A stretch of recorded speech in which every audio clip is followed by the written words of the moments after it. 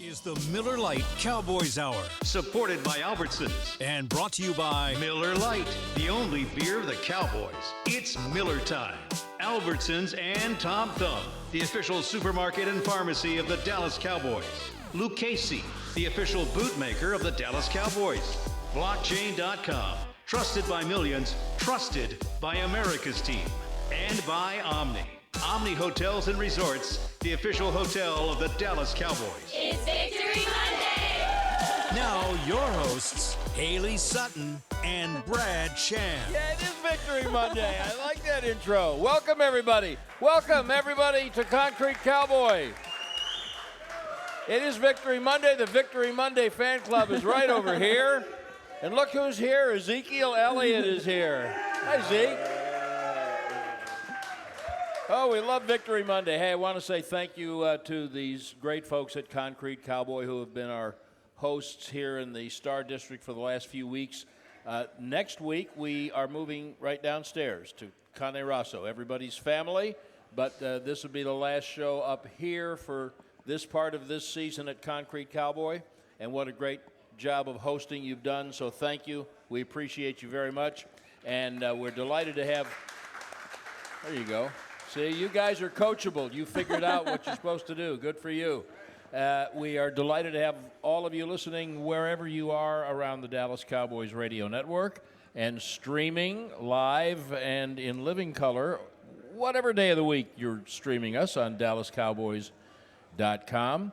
And it is Victory Monday, and Ezekiel Elliott is sitting here just signing autographs. Like, can you do this in your sleep? After all these years, can you do it in your sleep? Yeah, I'm just knocking them out, so I don't got to worry about it. Okay. All right, very good. What a pleasure it is to watch you work, and I don't mean signing autographs. You've just been so Zeke. You've been playing so hard. I know how frustrating last year was for you playing, not being at full strength, and here you are, just being the things that have made you since the beginning. But I would like to say, when you hurdle people in your seventh year, is there like a time when maybe reason says, leave that to the little babies, be a grown up out there? Babies. Is that just instinct? I think if guys are going low, it's okay. You go high? Yeah. Really? Yeah, I mean, it kind of gives them something to think about. Now the next guy is going to try to tackle me. He's going to got to think about if you want to hit me low or you want to try to tackle me high, or if he wants to get jumped. When was the first time you ever remember doing that in your life? High school? I think it was college. What goes into that decision? Is that like a split-second decision? Dak said you practiced it a little bit last week. No, I think last week I jokingly acted like I was going to hurdle a guy in a walkthrough, but I don't know if that's necessarily practice for live action jumping over someone. And when you did that yesterday, did you say to yourself, "Oh, I can still do this"? Yeah, no, definitely. They were going low. So you're going high. Yeah. Let's talk a little bit about the feeling that's going on in the locker room and the team meeting rooms. Cohesion's been a big deal for this team for a few years, and it really does seem like across offense and defense and within each position group, it seems to be an unusually close bunch, like it's more than just having each other's backs. Can you just tell us a little bit about what this team is like in that regard? I think it's just kind of the culture that, over I guess the 7 years we've been here, just a culture that was already in the Cowboys club and that we've continued. We've always had a very close-knit group, and just the fact that guys are so close, across the board, defense and offense, and you could tell how much we care about each other by how hard we play for each other. You can tell how much someone like you cares about everybody else by the selfless nature of the way you approach your job. There are a lot of running backs. First of all, there are a lot of running backs 7 years in. I think I'm right about this. I keep meaning to look it up to be 100% sure. But I believe you lead the league in touches for the time you've been in the league. I don't think there's a back or receiver who's touched the ball more than you have. So for you to be resilient enough, I know that's Mike's word for the year is resilience, but for you to still be grinding the way you're grinding and producing the way you're producing 7 years in, that shows a real dedication to yourself as well as to your teammates. Has that always been part of your DNA? I mean, I think so. I think that's just kind of, the way I was raised. Got to thank the parents for that. Just the way I was raised, the way I was taught this game. I think this sport that we play, football, I mean, it's a selfless sport. I mean, it takes 11 guys to make the thing go at one time. And so, I mean, not one person's job is more important than others. And I think we just owe it to each other just to, give it our best. There's some joy that's tangible you can see in the way you run. Certainly things Turpin does. That little backflip he did, and then whatever. I do want to know, but I don't want to know what was said in the huddle to make Dak do that little dance right before the last snap. But is it difficult to maintain that joy of playing such a violent game for as long as you have? No, I don't think so. I think one of our coaches he said we get to play a child's game with a king's ransom. So, I mean, blessed every day to, go out. I get to go play a game, and I'm blessed for that. Has that always been your mentality, though? Because obviously going through last year with it being a struggle, coming back into this year, has your mentality changed at all over those 7 years, or do you still approach the game the same way you did when you were growing up? I think I still approach the game the same way. I think you gotta have that selfless attitude. You gotta show the team that you're selfless, so they can be the same for you. And I think that's what we've been doing a good job at this year. Yeah, that's a big part of you, I guess, being a leader and being a mentor to some of those younger guys. Yeah, I mean, how can you ask someone to do something that you won't do yourself? You've talked a lot, especially through the summer and the early part of the season, about you and Tony Pollard being complementary with an E of each other, as well as with an I, but I mean how you support each other by sharing time, and you've spoken about that a great deal. It is also a fact that a lot of running backs of your pedigree and accomplishment would not be so willing to share carries and touches, no matter how close of friends you became with the guy. Where did that unselfishness come from a position that, you got to have the ball sooner or later. Where did that selflessness come from in terms of sharing your position? I mean, I think you just got to look at the bigger picture. The bigger picture, it's tough on those defenses when me and Tony rotate in and out, keep them staying fresh. And when we wear on those guys, you can see it. You can see it when those guys across the ball are lining up against us. You can see when you're wearing on them, play after play after play. And, you said it earlier. You said you think I have the most touches since I've been in the league. I mean, you got to think of the bigger picture. How long do I want to be doing this? Having Tony is only going to help, extend my career also. Tony's a hell of a player. He deserves touches. He deserves those reps. Our team's a better team when we rotate the way we do. How long do you want to be doing this? Since you asked. To be determined.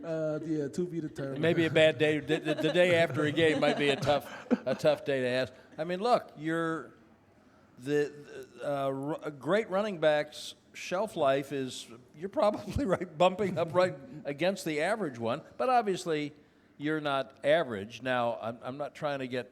Yes, I am. Too deep in your business, but I like that self-scout. Let's not lie. What you're saying can sound to someone suspicious, like, oh, he's maybe thinking about retiring. Are you thinking about retiring? No. Not today, but no. No, okay. But you are thinking about how long you want to do it. Yeah. Okay. Asked and answered. Next. Going back to Tony, I know the big thing with Mike, he always talks about complementary football, but you guys are pretty complementary between each other. since you've been playing with him, what are maybe some things you've learned from him and his game that have helped you kind of develop into a better running back? Just the way he goes and hits the hole. Sometimes, I sometimes get caught up like trying to let things develop, and sometimes Tony, he just puts his foot on that gas, and sometimes you got to go get that money, and, good things come from it. Do you remember how impatient you were as a runner in your first few games of your rookie year? Yeah. How would you describe that to people? Yeah, it was just a little frustrating. Just the timing was a little off. Just the system I came from in college, definitely not exactly a pro system. I mean, we created a lot of pro players, but I wouldn't necessarily call it a pro system. And the run game was a lot different. And so when I first got in the league, I'm trying to run these plays like I did in college, and the timing just isn't timing up, and it got frustrated. It was a rough first couple games, but by the third game, everything started clicking, and yeah. And as soon as you start, I'll remember it like it was yesterday. I don't know if the first road game was Washington, but as soon as you realized that it just wait a second, it's coming, then you could become the player that you were at Ohio State, right? Mm-hmm. And was that film study that did that? Was it coaching? Did you just realize it yourself? No, it definitely took a film study. In college, you ran a lot of tight zone. You ran some tight zone my rookie year, but a lot of things, we ran a lot of wide zone, and that's where I was struggling. I just had to go watch film. I had to go, watch. I think I watched Arian Foster because, at that time, Arian Foster, him in Houston, he mastered that outside zone. I watched Alfred Morris, who actually was my backup. Right. So I watched him, and he was really incredible at the wide zone. He always ended up in the right spot. So I just had to go watch a couple guys that ran the scheme very well and just watch it until it kind of clicked. It clicked. All right, finish signing those pictures. We're going to take a break with Hayley Sutton. I'm Brad Sham. We are here at Concrete Cowboy with our special guest, Ezekiel Elliott. We'll be right back.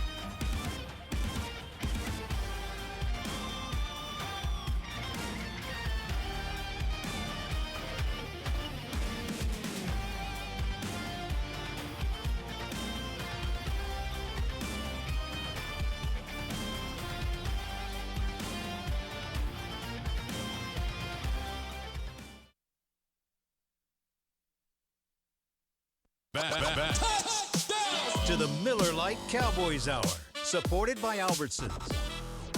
Welcome back to the Concrete Cowboy here in the Star District in Frisco. The Cowboys Hour is presented by Albertsons and Tom Thumb. Get 10% off your groceries every Dallas Cowboys game day when you wear your Cowboys jersey. Albertsons and Tom Thumb, the official supermarket and pharmacy of the Dallas Cowboys. I'm Hayley Sutton with Brad Sham and our special guest, Ezekiel Elliott. Yeah. We were talking in the break about... Wait, hold on a second.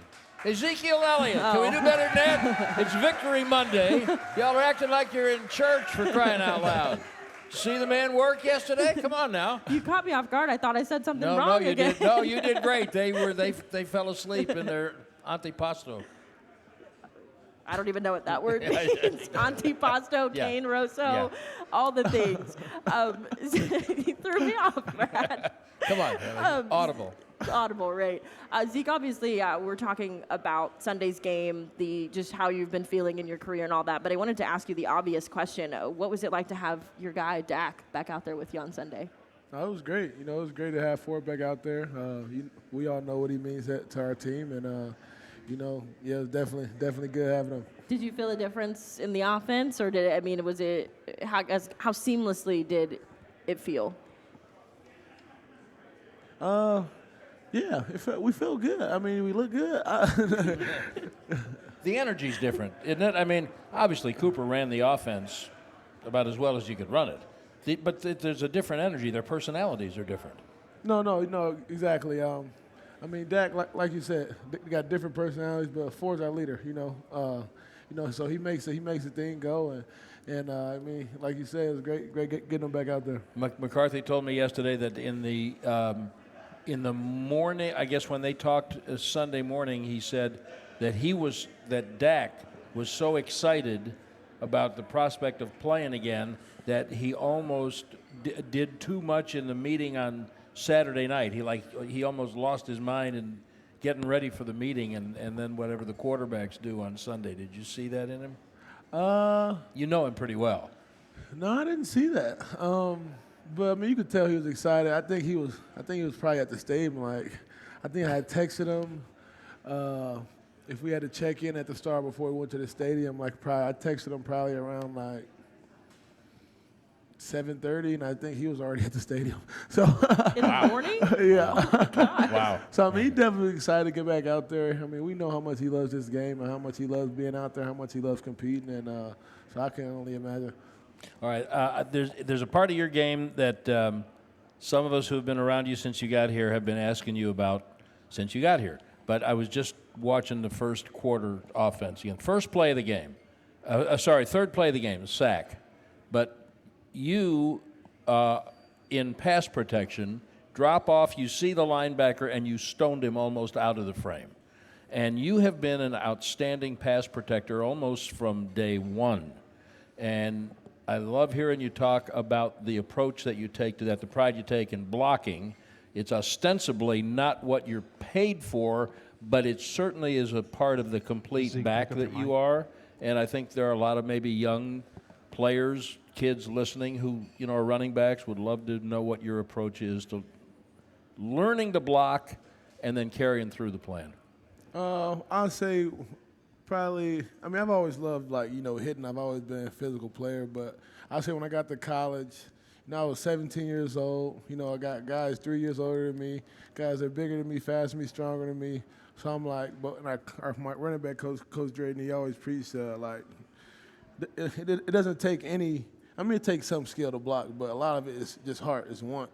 And so I kind of looked at blocking this is how I'm going to separate myself from the other backs. I'm going to go do the dirty work. I'm going to do what a lot of people don't want to do. And I just it's been my mentality, and how I approach this game.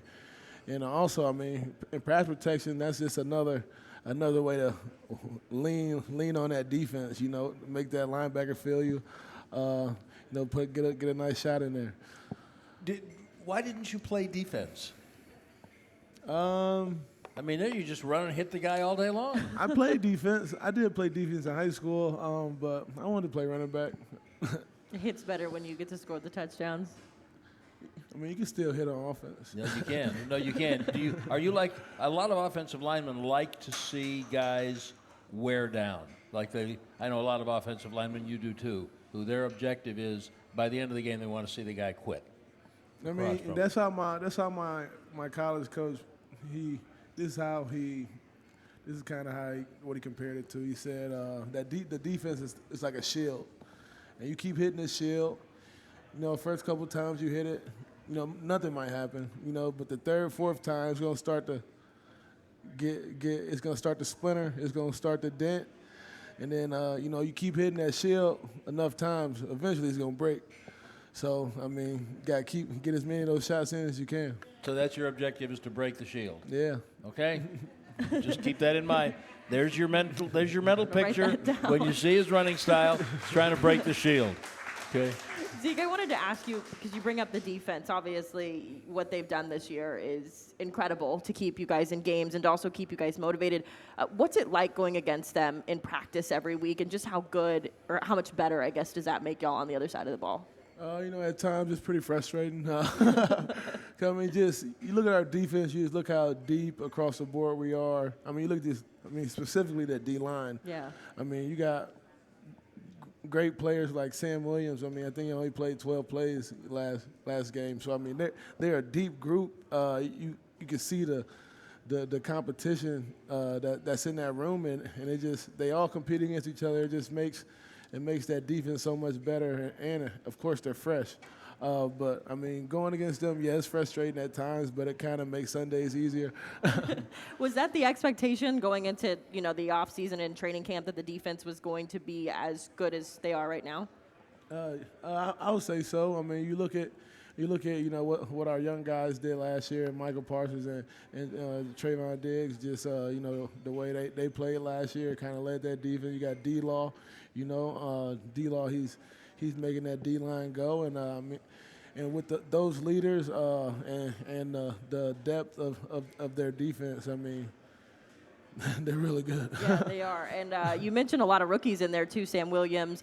But Dak yesterday talked about this being probably the most talented rookie class he's seen since he's been in the league. Can you echo those sentiments, or is this, again, a surprise to you at how good this rookie class is? No, I definitely can echo that. I mean, you look at guys like Sam Williams, look at guys like Tyler, who's coming along so well. I mean, dude is so strong and just gifted. He just moves guys out the way. But you got definitely a deep class. I mean, look at Ferg. You got Ferg and Henny.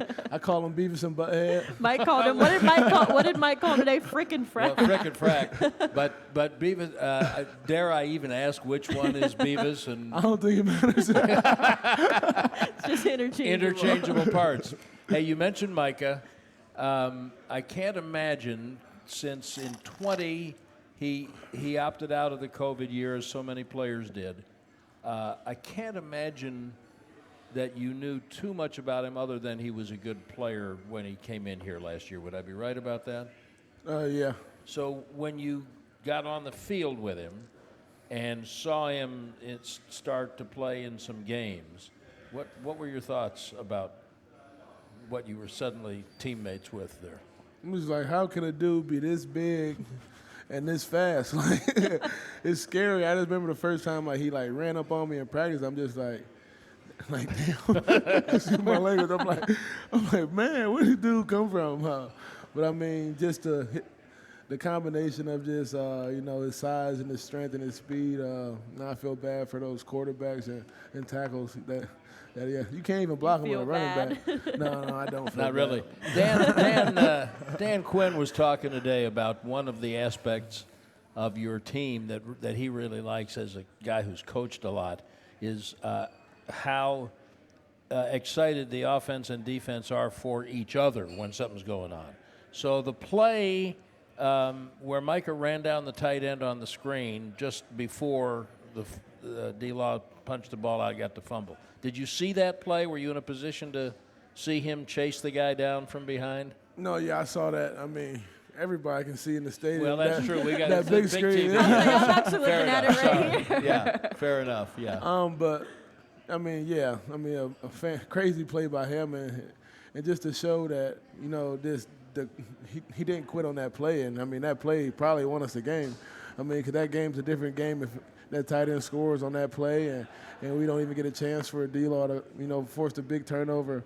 And I mean, that's why you gotta, you know, bring it every play. You gotta finish every play because you never know, you know, how it could change the game. And is that an example for an offensive player? To me, you can certainly see why that would be true for a defensive. His recognition, by the way, is unbelievable because he's rushing on the play. Yeah. Then he realizes, I'm not getting blocked. Me not getting blocked means something's up. He's so fast. Right? And he just hauls and catches the guy. But do those things that he does, hustle and running down plays like that, can that be incentive that's helpful for an offensive player too? Yeah, I mean, I just think we kind of feed off each other. I think defense and offense feed off each other the same way Tony and myself feed off each other. It's kind of throughout the game, you know, you got to find that within your team. And, I mean, that was definitely a big boost. I want to ask you real quick while we're talking about Micah. He called this week, or I guess the game, Shark Week. Do you know anything about that or what he meant about that? Because he didn't really explain it to us in the locker room. He just said that Sunday was all about, it was Shark Week, which is interesting because he always compares himself to a lion. This week, this upcoming week? No, literally yesterday. After the game, he described the way that they played. The reason why they played was because it was Shark Week. So I'm assuming you know nothing about that. You know Micah a little different, you know Yeah, what I mean? right, yeah. I mean, I'm going to assume that's because they've been stressing getting more takeaways because they didn't get very many in Philadelphia. You know, maybe that is, but I don't know what it is, honestly. But whatever it is, can it be Shark Month or a year? And on that note, as a matter of fact, it might be. We just don't know yet, but that's why we're all here. Ezekiel Elliott's our guest at Concrete Cowboy in the Star District tonight on the Cowboys Hour, brought to you by Miller Lite. We'll be right back.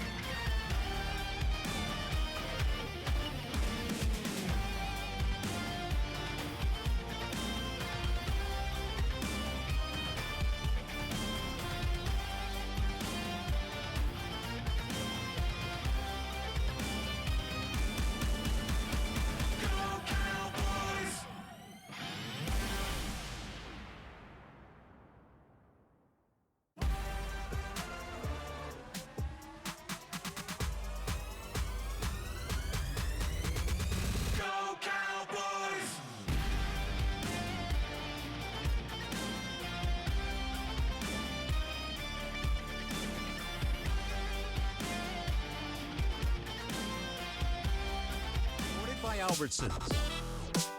Okay, I can't wait to hear this. Welcome back to the Cowboys Hour, presented by Lucchese, the official bootmaker of the Dallas Cowboys. We're going to try this again. We're hanging out with Ezekiel Elliott, everybody. On Victory Monday. There we go. There we go.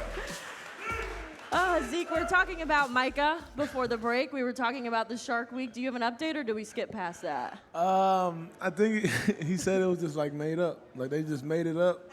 The defense? Yeah. Okay. Well, good to know. I guess we'll ask Micah about that. I'm going to guess, point. I will guess two things. I will guess one, that there are a lot of things that Micah says, especially right after games, that he has no idea that he has said, and the next day he won't even remember. Would that be a safe bet, probably? Yeah, I don't know. Yeah, okay. And my next bet would be it was like sharks with blood in the water. Once the ball came out once, then here they went. I don't know. There's so many animal references on I this know. team that I've learned in the last month that I can't keep up. But I want to switch gears a little bit and talk about your Buckeyes, because they're doing pretty well this year. You're nodding your head, so you're keeping up with them. Just how you feel about Ohio State right now? I mean, yeah, we're definitely doing our thing. You know, we got some people questioning our schedule, but I mean, all we could do every winter. Yeah, I mean, it gets personal in the locker room, but you know, we undefeated, so all we can do is, you know, beat everyone we play. You got some Michigan guys in the locker room. They're undefeated too, aren't they? Yeah. Is that where some of the questioning of the schedule comes from? Some Michigan guys? I mean, they finally got like one win in 10 years, but I don't know if that's enough confidence to start talking crap. When do you have you guys looked at the schedule and know when they play and where you are? No, they always Ohio State Michigan game is always the Saturday after Thanksgiving. Oh, so we what do you know? We always can't play because we always do go Thursday on Thanksgiving and then another Thursday the next week. But not this year. Oh, really? Really? There you go. This year, I have good news and bad news for you. This, by the way, is proof, ladies and gentlemen, that they are not looking ahead at the whole schedule. You know who you play One next? game at a I time. mean, I'm the worst. I'm not looking at a schedule. Okay, good. You know who you play next week? Yeah, we got the Bears. Okay, very good. That's all you have to know. So I have good news and bad news. The good news is that you have a traditional Thursday game, Thanksgiving, and a mini bye, and play the following Sunday. Okay? Sick. Okay. The bad news is that there's a game in Nashville on the Thursday night between Christmas and New Year's, which means you're going to have a second short week with a Thursday game. Thanksgiving, and again on the 29th of December against the Titans in Nashville. I thought do we play on Christmas Eve too? Yes. Hold on, I'm confused. I wish I know. those of you listening on the radio, I would pay thousands if you could just have seen the look you just gave me. Yes. How many days has it been? I don't know. Well, that's One game at a so time. the Christmas Eve is Saturday, Yeah. and then the following Thursday. Oh, so it's better than playing on Sunday. It actually is. I mean, honestly, I don't really. I mean, sometimes short weeks suck, but I mean, I kind of don't mind like not really having to practice and going to playing the game. So. Right, and so the Saturday after Thanksgiving, you probably, I would bet anything you'll be completely off, because it won't be if you were playing the next Thursday, then Saturday would be Tuesday or something like that. But you will probably have the day off. I'm looking it up right now. Yeah. Just to confirm. I'm not really big in planning, so like that's like so far down the road. Like we gotta get through the kidding. night first. Yeah, that's true. He's like, I gotta get home. I am first. so, believe me, I am so with you. Can I just get through this show, and then we'll worry about what's coming up after that. Go ahead. November 26th is that game, so if you can Oh wow. mentally keep that in there. November 26th. It's an 11 a.m. kick, though, so That'd be cool, but I mean, I don't know. we'll get there when we get there. Now, I was, since we're talking about planning, I think everybody who, thanks to social media, you have very little private life, especially someone as high profile as you. So everyone kind of knows that was it the baseball game when the Yankees were in Arlington and Micah had a suite and you were invited, and you said, "Yeah, I can't drive from Frisco to Arlington. I'm sorry, I can't be bothered." That's just kind of a far drive. I already have to make it every other week. Right? There was a time when if one of your teammates had a suite and a moment like that was on the horizon, you'd have been there. You'd have gone. Yes or no? The thing is, it's just that Thursday practice. You don't understand how tough that Thursday No, practice I get it. is. I do. And so it's like, It's got to be the right event to get you out. I mean, I don't know if there is the right event. Okay. All right, did you want to ask him about Halloween? By the way, we will have a microphone to pass among those of you who are here at Concrete Cowboy in the next segment, so have your questions ready and hold your hands up when we come around. And one of them is bound to be about Halloween, but is that enough to get you out? Halloween falls on our bye week. It does, as a matter of fact. So that much you know about the well, schedule. yeah, 'cause we are gonna have a Halloween party, so it's Right. like I do know that's on our bye week this year. So Do you usually go all out for Halloween, or you? Yeah, have you seen some of the pictures in his Instagram history? You should look those up. I did last year. I was a Joker last year. Okay. It was pretty sick. I'm not a big Halloween person, I don't think. I mean, it was my first year really dressing up like that. Really, because my girl made me. Yeah, I was going to say, what She was your Harley idea? Quinn, and Wasn't your idea? I was Yeah. Joker, and I got like face paint and. No, hey, Yeah. many of us saw the pictures, and if you like that kind of thing, it was a heck of a deal. You did, you like did that good. kind of thing. Yeah, I mean, some If of you're us. into that. Well, you've just said you're not. So here's the thing. Can you see yourself dressing up as Harley Quinn? Maybe it would have to be for the right person, I guess. I enjoy like the fall aspect of Halloween. I don't do well with like scary. So I don't want to dress up scary. I don't like to see people scary. I don't like blood. But I do like fall. Like I like decorating for Halloween. So if I'm going to like put Halloween decorations up, I will. So if she has costume plans for you for this year, would she have told you by now? Yeah. I'm gonna be Edward Scissorhands. I got my costume already. Dare I ask, what's it? I mean, do we have gloves with scissors? I mean, I don't know. But you just know that's what you are. That's what I'm supposed to be. Yeah. I don't know the logistics and all So that. you haven't got to the I just costume gotta show planning up. yet. Yeah. Well, no, I That's- mean, you got a I'm great. not gonna go buy a costume now. If Right. you buy me a costume and set up everything, then I'll put it on. You have a good relationship. Tell me where to be and what to do, and I will show up. And if you're Edward Scissorhands, who's she? The lady from Edward Scissorhands? I don't know. I might need to watch Edward Scissorhands. You might. I haven't seen it in a while, so. You might. Now, is there competition among teammates for costumes? Best costume? I don't know. I don't think so. You don't care who anybody else goes as? I mean, I personally don't care. Do y'all have trick-or-treaters come by? Like, do you pass out candy, or is that big in your neighborhood? It Mike is told us very he gave big away in my Kit neighborhood. Kats. I live in Starwood, and it's big in my neighborhood. Do you want to give your address out? I know. I was surprised I came out. Yeah, I was Oh, the too. kids, they already know which house it is. They do.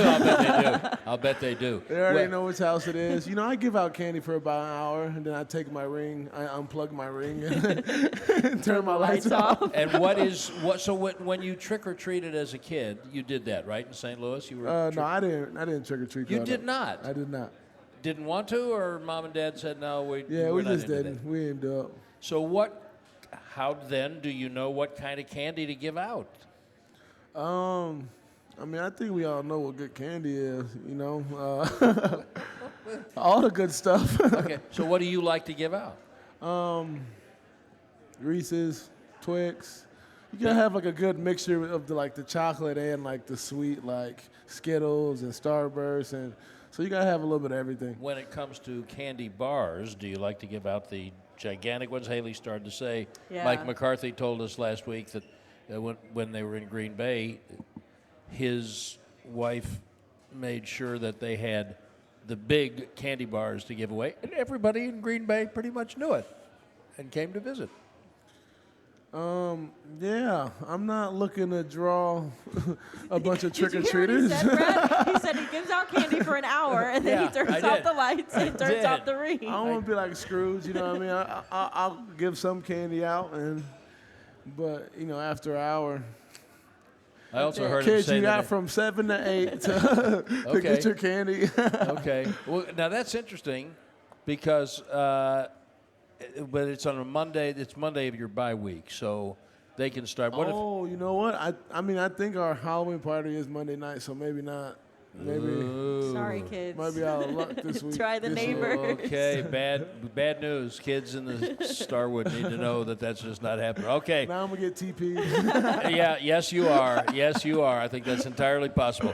Ezekiel Elliott's our guest tonight. We are on the Miller Lite Cowboys Hour at Concrete Cowboy, the Star District in Frisco. Get your questions ready if you're here. We'll be right back.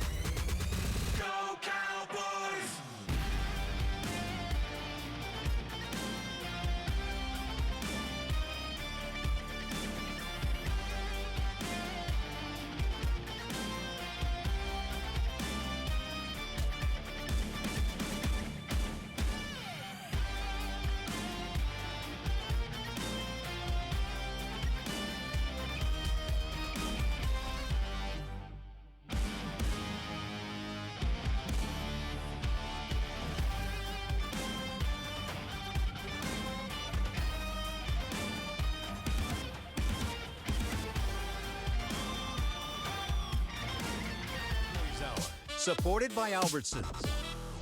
Welcome back to the Concrete Cowboy here in the Star District in Frisco. Hayley Sutton with Brad Sham and Ezekiel Elliott. Cue our fan club. Victory Monday! That must be the key Do word. not be taking Victory Monday lightly, and do not take Ezekiel Elliott lightly. Zeke is here on Victory Monday. Thank you. And very quickly, the Cowboys Hour presented by Papa John's. Better ingredients, better pizza, Papa John's. Zeke, do you have a pizza of choice? Yeah, Papa John's. that was such a Teed you layup. up. Good Yeah, job. Papa John's. That was such a I layup. love Papa John's. Especially with the new crust. You got the crust where you get the cheese bread inside Yeah. the crust. I haven't had that yet. It's really good, but I mean, obviously, it can't be like that good for you. I can't eat too much of that. You know what I mean? I can't eat too much of that, especially in season. But in the off season. But in off seasons and after we win on Sundays. Papa John's. And Victory I think Mondays. there's a coupon for Papa John's. And what happens on Victory Monday? We get to eat Papa John's. There we go. Yeah? There we go. Did you know what I'm supposed to say? No, you say it's America. Say whatever you want. But yes. but yes. Okay, we've got some loyal Cowboy fans with questions for Zeke, and we've got a microphone right over here, so let's go. Hello, Zeke. My name's Rambo. What's the thoughts in the locker room as far as competitiveness in the NFC East? Because everybody right now, for the exception of Washington, are neck and neck.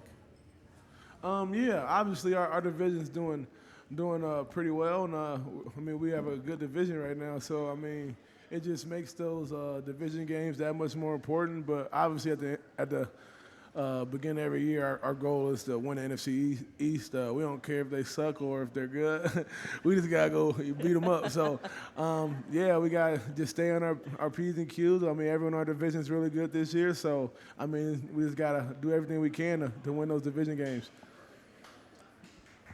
What's up, Z? My name is Corey. My question to you is, with y'all having a healthy balance between you and Pollock, I'm wondering, like, during the games, can you tell, like the defenses will get tired of, like, tackle you because, you know, you bring that thunder, and then towards when Pollock come in, you know, they be tired of trying to tackle him as well as you because, you know, you delivering the boom as well as them trying to tackle you?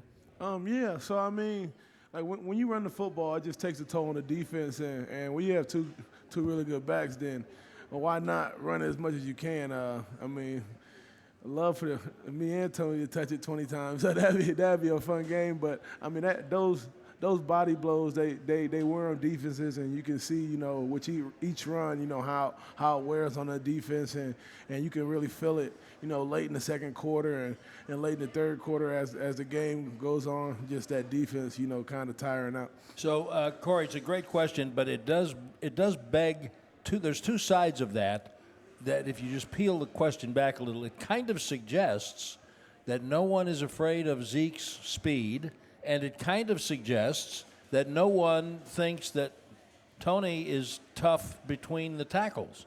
And I have my own opinion about that, but what's yours? You know, I think me and Tony are both, you know, balanced backs, more balanced than I say maybe people think. And I mean, Tony, yeah, he's fast, he's super quick, but I mean, he can thud. You know what I mean? He loves to block too. He loves to hit. He'll finish a run. And so I think, I mean, yeah, we have our strengths, but I mean, I wouldn't say we have weaknesses in the other category either. There you go. That's kind of where I was going. Thanks. Hey, Zeke. Hey, my name is Maria. Got a quick question for you. You're looking really great this year. You're looking so much better. You're looking a lot like the old Zeke from when you first came in with the Cowboys. What have you done differently to change that up? And I asked that because even the other day we were watching highlights of you, and my wife was like, whoa, who was that running? I'm like, honey, that's Zeke. You know, so you're looking really great. What changes have you done to bring that back? You know, just kind of, you know, growing as a player, you know, learning, like, with my training, just what works for me, what doesn't. You know, just taking care of my body and just, you know, doing everything I need to do to be prepared to go out there and play on Sunday. You did a lot of work in the off season, though, didn't you? I did. You worked really hard this last off season. Yeah, I mean, a lot of it was just, you know, getting my knee back healthy. And, you know, and by the time, I would say I started feeling good right when OTA started up. You know, I would say those first couple months of off season, you know, I still didn't feel quite myself. But once, you know, we started those OTA practices, you know, I was ready to go. Zeke, Black Excellence EP, I had a question. So when you hurdled yesterday, it looked so organic, it looked so fluid. My question is, what did you run in high school, college? Did you do hurdles? Did you do the 100? Did you do the 200? Because, man, you look like you were in rare form yesterday. Yeah, so I think I started running hurdles when I was 8th grade. So I ran hurdles 8th grade through senior year. 110 hurdles, 300 hurdles. I ran 400 hurdles. So I was a hurdler, you know, growing up. You know, I ran the 1 to 2. I wasn't, you know, as I was an elite hurdler. I wasn't an elite sprinter. Appreciate you. You did look organic. I'll give him that. Yeah, I was going to say, do you consider yourself to be fast? Like, if you're categorizing yourself, do you consider yourself fast? Yeah, I say I'm fast. Okay. Just wondering. Zeke, what's the toughest team left on the schedule that you think is going to give the Cowboys the hardest time? Keeping in mind he was doesn't gonna know say, who's I was on like, the let me pull schedule up the past schedule real Sunday. quick. Yeah. I mean, I'm just gonna say like any division team. You know, you got to watch the. I mean, Redskins too. I mean, those division games are tough because you see those guys twice a year, so you know each other so well, and on top of us knowing each other so well, them being good teams too. So we got to worry about those division games because the fastest way to the playoffs is winning your division. So if we take care of our division, then we're one step closer to getting to that ultimate goal. Well, they don't play the Phillies because the Phillies are a baseball team. Yeah. But they're worried about the Bears on Sunday, and then we'll get to the Eagles on Christmas after we've had Thanksgiving, okay? Zeke, all the way from Pennsylvania, so naturally a Penn State fan. This weekend, Ohio State, Penn State. What's your honest prediction? Where are they playing? I believe in Penn State. I mean, you guys got a better chance that is in Penn State, but I like my Buckeyes. And now, will there be? I'm sure it's going to be like white out if it's at Penn State. I'm sure it's going to be white out. I mean, that's a crazy environment. Penn State, that's a cool college environment. It's probably the loudest stadium I've been in. Okay. Will there be any wagering between yourself and Mr. Parsons on this game? No, because he wants points. He don't even believe in his own team. He wants points? Yeah. He don't believe in his own team. Wow. It's tough. It's not Shark Week for the Nittany Lions. I think you might bring that up to him, Hayley. You might bring that up to him. Would you bet with him if it was straight up? Am I allowed to bet? I mean, a friendly wager for lunch, just for lunch. You're not really allowed to bet. Yeah. Okay, good. Hi, teacher here. Question for seniors who are looking at you as someone who's overcome a lot of hurdles, not just in football, but in life in general. What would be one of the advice that you'd give kids struggling with mental health issues right now? Oh, beautiful question. Yeah. I would say the number one thing is just, ask for help. You know what I mean? It's okay to ask for help. It's okay to confide in your loved ones. People care about you and want to see you doing well. But just that and just keep grinding. I think you just gotta, if you continuously do the right things, eventually, you'll get some luck.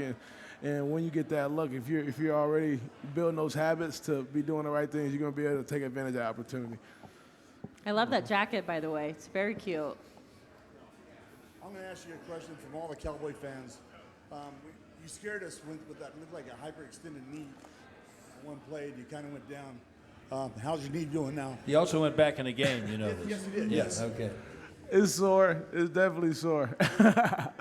But it's Monday. It's Monday. Zeke, how you doing? I feel so lucky to be here. I just flew in from California, and I get to meet you. That's awesome. My question to you is, after a game, how long, if it happens, how long do you feel it takes for your body to get back to, like, okay, I'm ready to play again? I think it's kind of game to game. Some games, I get a bigger workload than others. And, some games I might be a little more beat up from than others. But I would say, hopefully by Saturday, I'm feeling pretty good. But the schedule that Coach McCarthy has on is his whole schedule is directly or centered around our bodies and how we feel and getting us back to feeling good for Sunday. And I think it's something that definitely has helped this team. And yeah. J-Ron told us last week, I think it was, that it took him till about, Wednesday or Thursday? Yeah, because he's in about like you. I don't know if he was in your same draft class, but within a year or so. Yeah. And I asked him, and then this might be the last thing we'll have time for. Early in your career, guys, young guy, maybe by Wednesday, still a little stiff, but ready to go. You could play if you had to. And then by 6, 7, 8 years, I've had guys tell me I don't feel good. Yeah. I don't even start to feel human until Thursday. Yeah, that's what he said. He said the Thursday practice is See, always the honestly, hardest. though, when I was younger, I was getting a lot more touches, a lot. Right. So, I mean, it's a little different now. I'm not getting 25 touches every week. Some weeks it's 15, some weeks it's 20. But, so, I mean, I probably feel hopefully by game better day. quicker now. Well, all right, good. Hey, we are all for that. Let me just say, I said something to Zeke about this in the locker room in Philadelphia after the game, but you're such a joy to watch because the enjoyment that you have for playing the game is almost tangible. We can reach out and touch it. You can see how much you enjoy it, and for me, it's been such a thrill to be able to narrate your career and watch you go. And you're not anywhere near done yet, in spite of whatever that answer was early. Thanks for coming tonight. Appreciate it. Ezekiel Elliott, everybody. Now, Hayley and I will be here, not here, downstairs at Cane Rosso on Halloween next week, but we probably won't be in costume. But we encourage you to be. I might be in a costume. I will come as an old white sportscaster. How's that? We'll see you next week on the Cowboys Hour. This has been a production of DallasCowboys.com and the Dallas Cowboys Football Club. How about this, Cowboys?